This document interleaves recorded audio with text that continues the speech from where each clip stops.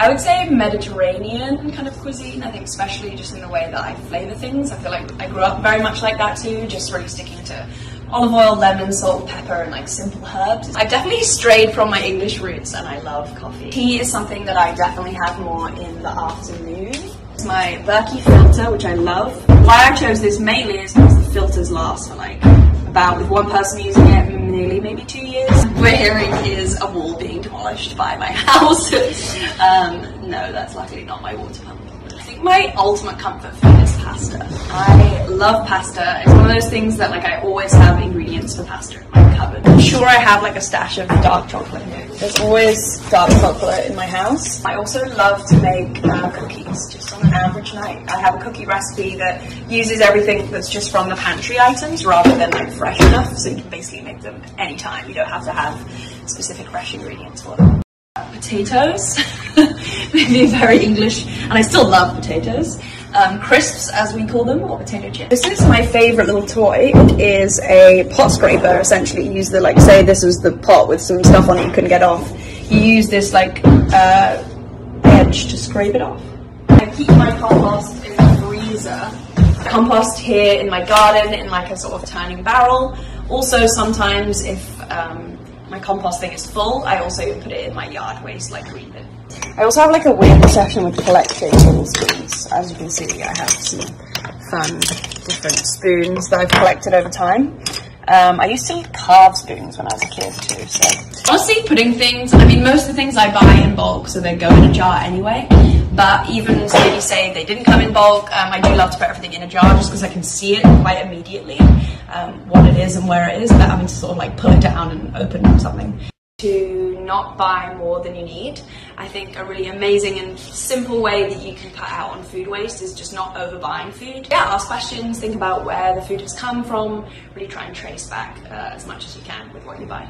I cook a lot, probably, I don't know, 5 nights out of the 7. One of them is my own homemade dish soap.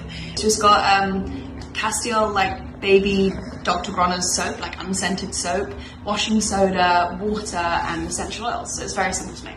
Short recipes, although sometimes I feel like I end up cooking long recipes thinking they're simple but maybe kind of overjudge my capability.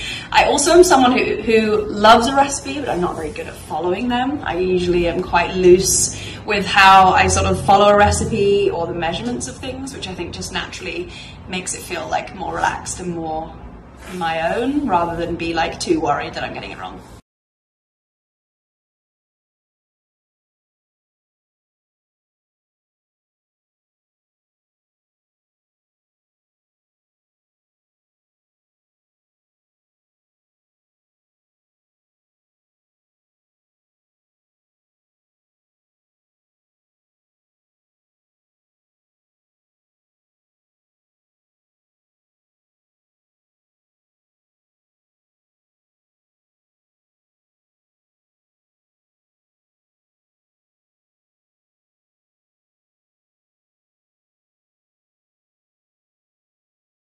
And that's what really inspired the book that I just wrote. So it's been very about at-home action. And I think a big sort of thing I'm really interested in right now is also about community and how you extend these actions into your community. So it was nice when I realized like, oh, these things that I thought or have been told that I have to buy, I can actually make myself. We can judge ourselves too much, and sometimes it's good to accept that our capacity for things can change and be different, and to not feel like it's the end of the world if suddenly you can't sort of complete a task you wanted in a certain way, maybe in a more kind of conscious way, because the day just has got ahead of you. Just being gentle on progress and change and knowing that things can go back and forth. It doesn't mean they're like disappeared entirely.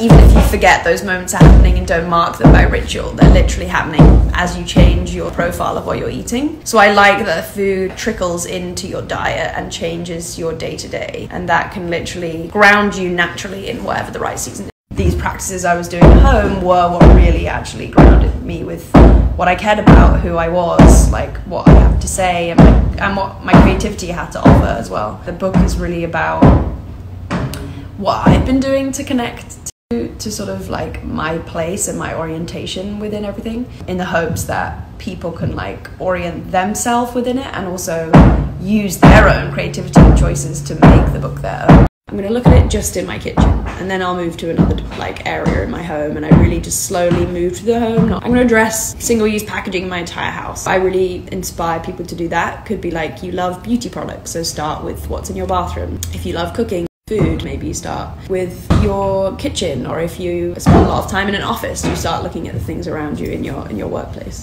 These individual practices need to be met with sort of action that we're taking to change system issues, changing policy that would enable people to either make these choices and they cost the same amount of money, or not have to make these choices because there are bans or policies in place that make everyone on a level playing field of having the access to a maybe better type of material to have to-go food wrapped in. I think it's always this dual action of never forgetting the importance of kind of policy and change like that doesn't let people get left behind or doesn't kind of marginalize people. I usually use moving companies, and I've been so upset by the amount of wrapping the couch in plastic wrap, and you're like, what are you doing? So this time we're actually doing it ourselves. We're renting a U-Haul truck. For me, I was like so fearful that I would stop writing by worrying about how it would be received or read, but then I had to always push through that I'm trying my hardest and I've put in so much work into this book, and that of course I'm going to get things wrong. That's not wrong. So